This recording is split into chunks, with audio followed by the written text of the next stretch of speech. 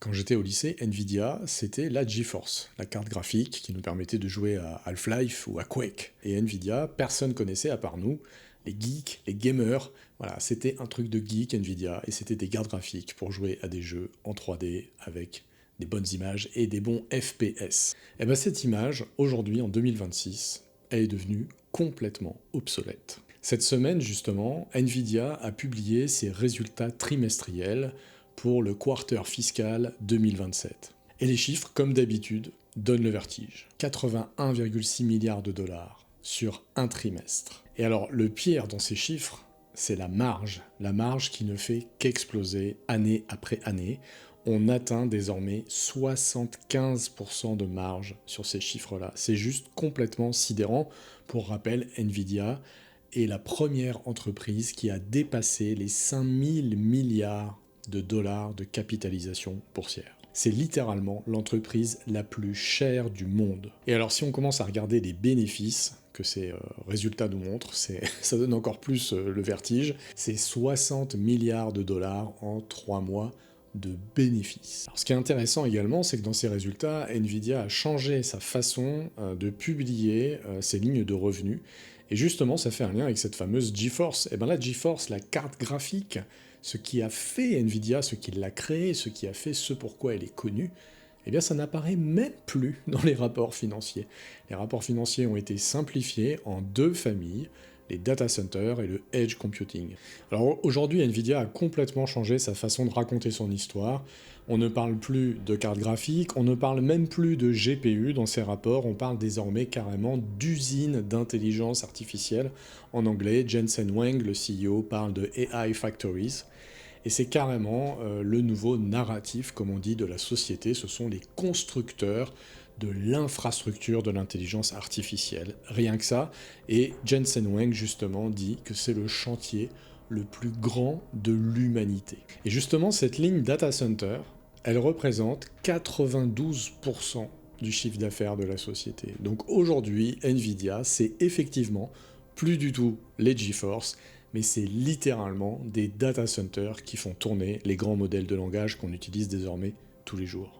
Alors quand on regarde ça, et qu'on voit ces résultats complètement sidérants, et qui continuent trimestre après trimestre, et qu'on voit que le cours de bourse de l'action de Nvidia semble avoir atteint un plafond de verre, le cours de l'action est resté très neutre, il a même baissé un petit peu, on peut se dire qu'il y a 2 lectures en fait qui s'affrontent, la fameuse crainte de la bulle de l'IA qui va finir par exploser au bout d'un moment. Ceux qui défendent cette thèse ont de plus en plus de mal à la défendre parce que ça va faire maintenant plusieurs années qu'ils disent ça et ça ne se passe pas.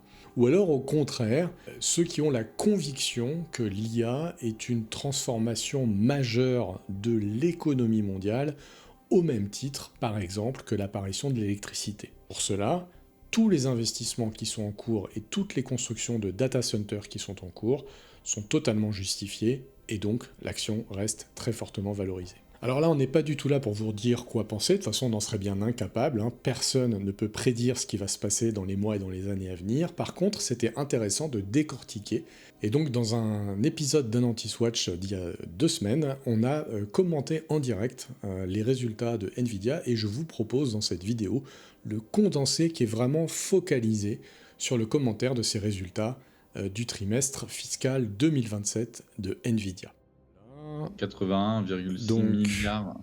Donc on est à 80. Alors il y a pas mal de chiffres importants. Alors c'est pareil, effectivement c'est très dur de se rendre compte, mais ce qui est important c'est en relatif. Ils font un chiffre d'affaires de presque 82 milliards de dollars sur le trimestre, on parle d'un trimestre, et c'est 85% plus gros que le même trimestre l'année dernière. Donc c'est vraiment, c'est ça qui est fou, quoi. C'est quasiment là, double. Moi j'aimerais mettre une pause ici, parce que pour tous ces raisonnements de bulles supposées, ça va quand même faire un certain temps qu'on entend ce discours, et si c'était le cas, comment ferait-il pour arriver à avoir encore une hausse aussi spectaculaire à 1 an de plus, s'il y avait vraiment pas rien derrière, mais en tout cas je trouve que ça donne du relief, et c'est quand même assez vertigineux. 85%, je pense qu'il y a énormément de boîtes qui rêveraient de tels chiffres. C'est sûr. De toute façon, c'est une copie plus que parfaite à tous les niveaux, c'est-à-dire qu'il y a une croissance explosive. Après, quand tu regardes la marge, il y a une marge de 75%, donc ça veut dire que sur ces 82 milliards, il y a peut-être 60 milliards de de bénéfices, enfin c'est ouf.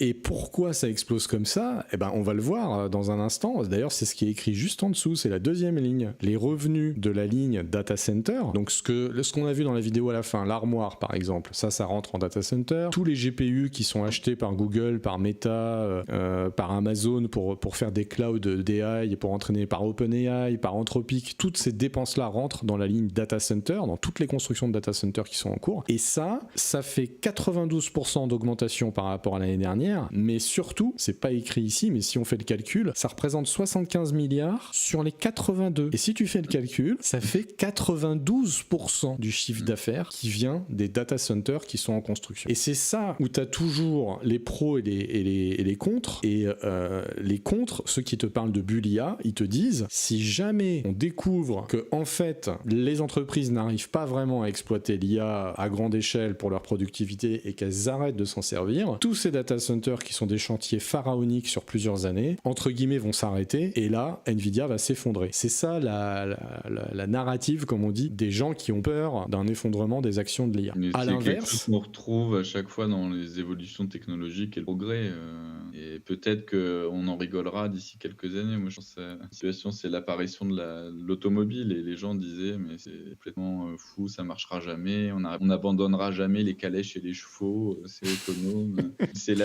Ça n'a pas d'avenir. Mais vraiment, c'est des pensées comme l'électricité, pareil. Maintenant, ça paraît que c'est un effet de mode. Ça a révolutionné à bien des échelles. Peut-être qu'on aura le même regard, en fait, sur ce qu'on est en train de dire là, d'ici 20, 30, 40 ans. ouais, ça, on verra. Mais en tout cas, On verra où on sera d'ici là. ça me fait penser que c'est une réelle révolution industrielle, finalement, parce qu'on retrouve les mêmes narratifs, les mêmes passions à voir. Ouais, là, pour l'instant, c'est sûr que ça peut être que des perspectives subjectives. Ce que tu dis, c'est vrai qu'il y a énormément de rapports avec toutes les révolutions industrielles qui ont eu lieu jusqu'à présent. Mais quand on est à l'intérieur du sujet, c'est toujours très difficile. C'est comme en bourse, hein.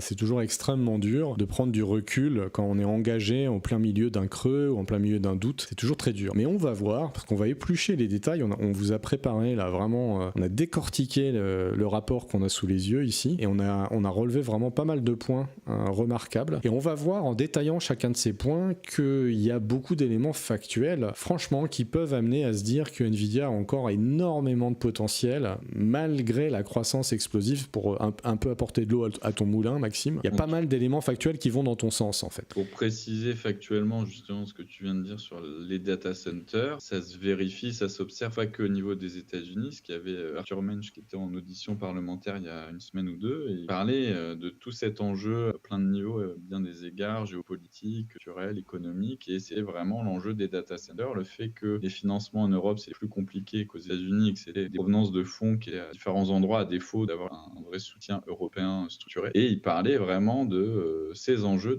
d'infrastructure, de data center, et que si nous Européens on le faisait pas, d'autres allaient le faire, dont les États-Unis, et qu'il y avait aussi la question de la souveraineté. Enfin voilà, après pas rentrer dans des arbitrages et des prises de position, c'est pas l'idée ici, mais juste pour signifier que là c'est une réalité en fait. Au-delà des frontières de Nvidia et des États-Unis, c'est un enjeu qui se retrouve au niveau mondial. Alors la Chine on parle un peu moins, mais on sait qu'ils sont aussi dans cette course-là, et l'Europe qui essaye d'exister aussi et qui a peut-être sa carte à jouer, mais donc c'est pas confiné uniquement à Nvidia et aux États-Unis. Donc c'est pas étonnant. Enfin, ça va exactement de pair avec ce que disait Arthur Mensch dans son audition. Ouais, carrément. Et d'ailleurs, on vous invite vraiment à écouter l'audition d'Arthur Mensch. C'est passionnant. Hyper intéressant, passionnant. Il a une excellente, il a un très bon talent pédagogique. Il explique extrêmement bien son métier. Il a cette formule très claire. Il dit que son métier, c'est de transformer de l'électricité en token et que par extension, la production de tokens, donc les tokens, c'est les unités entre guillemets d'entrée et de sortie des modèles, et que finalement la production de tokens c'est une ressource naturelle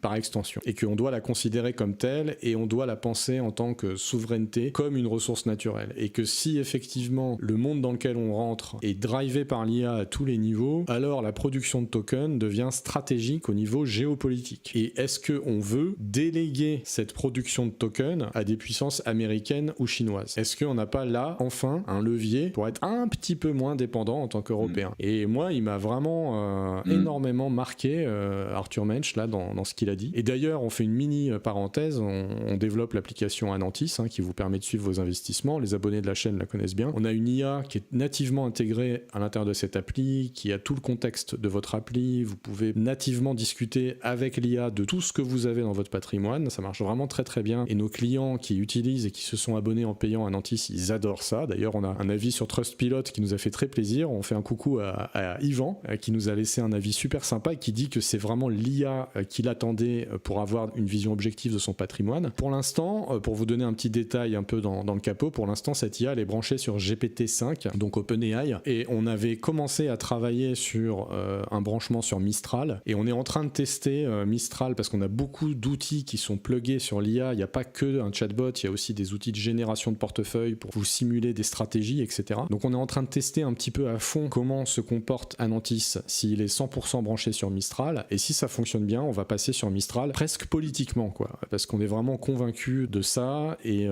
pour le côté philosophique des choses, on est une application française, nos clients sont en majorité des Français ou des Européens, et si possible on a envie d'utiliser une IA européenne. Donc ça c'est la petite parenthèse. Vous pouvez avoir tous les détails en description sur anantis.com si vous voulez voir en détail cette appli. Alors ensuite on a la troisième ligne, et là Max, si tu veux, tu peux faire un petit commentaire. Le troisième élément qui est mis en avant dans ce rapport, c'est que Nvidia annonce 80 milliards de rachats d'actions. Donc son board a validé un plan de rachat d'actions qui monte à 80 milliards, et il multiplie par 25 les dividendes. On passe de 1 centime à 25 centimes par action. En tout cas, c'est effectivement une donnée importante parce que ça nous renseigne un peu sur le positionnement d'une entreprise. En fait, c'est un choix. Est-ce qu'on distribue un dividende? Oui, non. À quelle mesure? Les entreprises, en fonction des liquidités qu'elles ont et du cash, soit elles vont réinvestir massivement si elles sont dans un secteur où elles doivent innover pour être performantes. Enfin voilà. Et on voit que Nvidia, jusque-là, c'était surtout ça.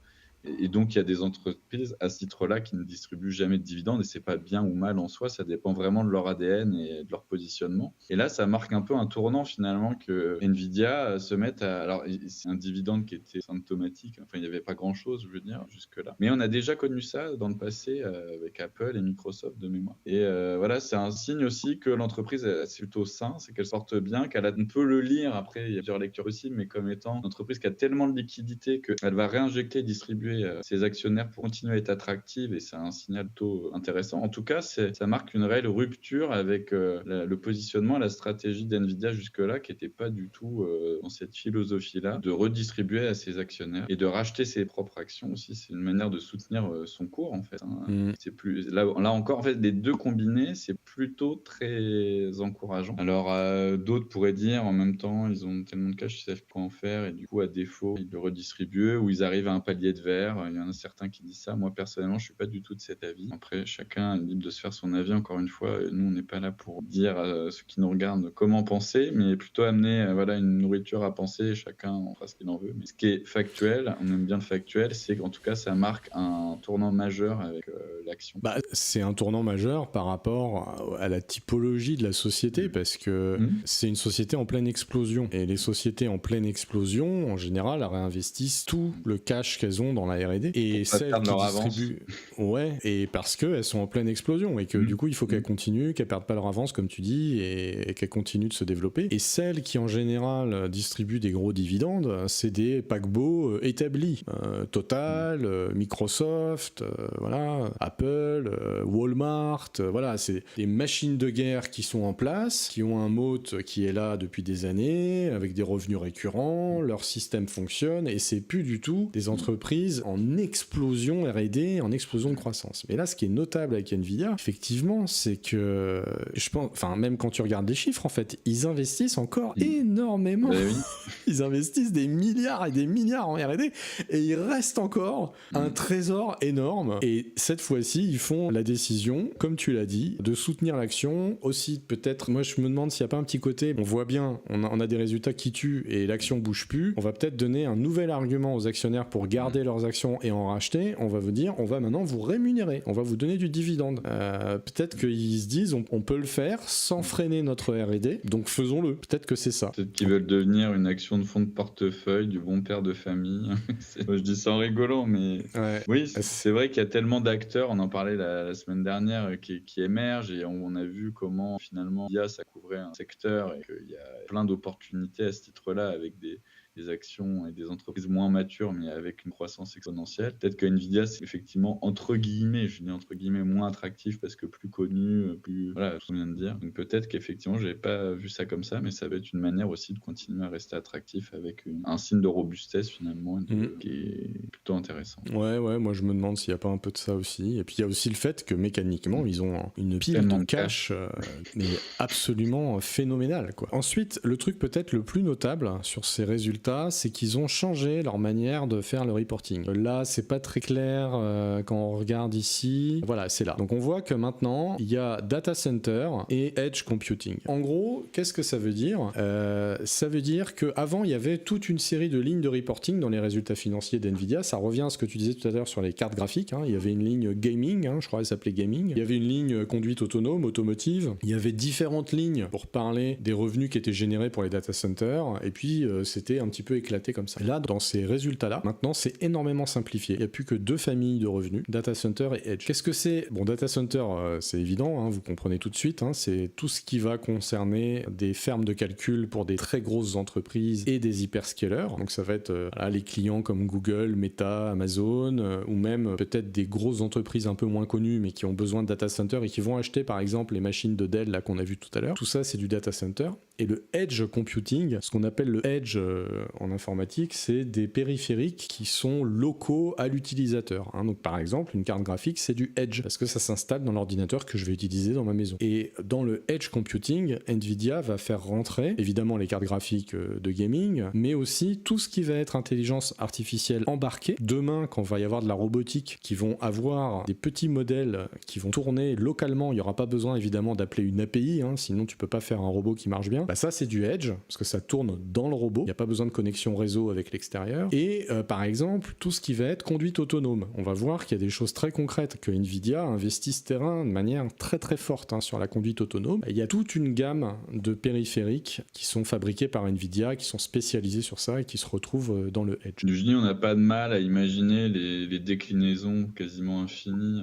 d'applications demain dans notre quotidien, des petites choses embarquées, soit de la robotique domestique. Il y a plein de possibilités, j'imagine. Mais encore une fois, pour revenir sur les data centers, juste avant que tu développes là-dessus, c'est ce que Arthur Mensch expliquait dans sa vidéo, qu'en fait, il y a des marges énormes, mais en fait, ça coûte tellement cher de développer des data centers que il y a un retour sur investissement énorme pour ceux qui arrivent à financer ces infrastructures et que, effectivement, là, le problème, entre guillemets, c'est qu'en Europe, il y a des financements étrangers qui, du coup, tirent une plus-value très importante du fait d'avoir financé ces data centers et que c'est tous ces capitaux qu'on perd, en fait, parce qu'on n'arrive pas à les capter, à être autonome dans la production de certains d'entre eux. Là, à chaque fois, on est dépendant de financements étrangers. Donc, il y a aussi tout cet enjeu géopolitique et c'est surtout là-dessus qui capte des richesses. Et Nvidia, je pense que c'est ce que tu disais juste avant. Et c'est pas pour rien qu'une des lignes mises en avant, c'est data center et ça rejoint ça aussi. Donc, il y a aussi cet enjeu presque de souveraineté.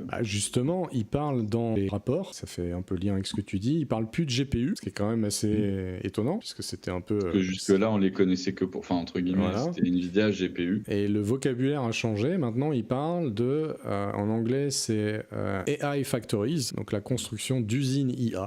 Et Jensen, il a cette citation, le plus grand chantier d'infrastructure de l'humanité.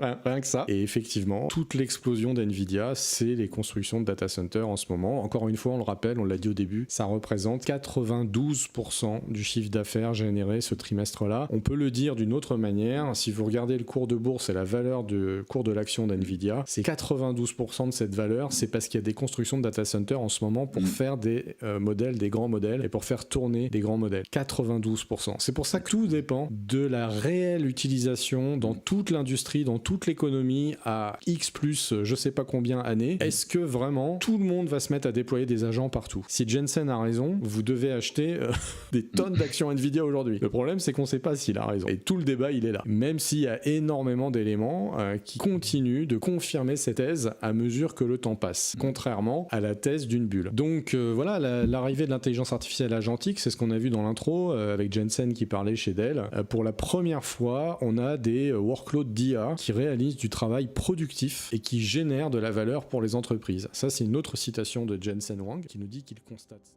Voilà, c'est tout pour cet extrait concentré sur le commentaire des résultats de NVIDIA. Si vous voulez voir toute la discussion en détail, vous avez évidemment le lien dans le podcast Anantis Watch, et je vais vous mettre le lien en surimpression sur cette vidéo.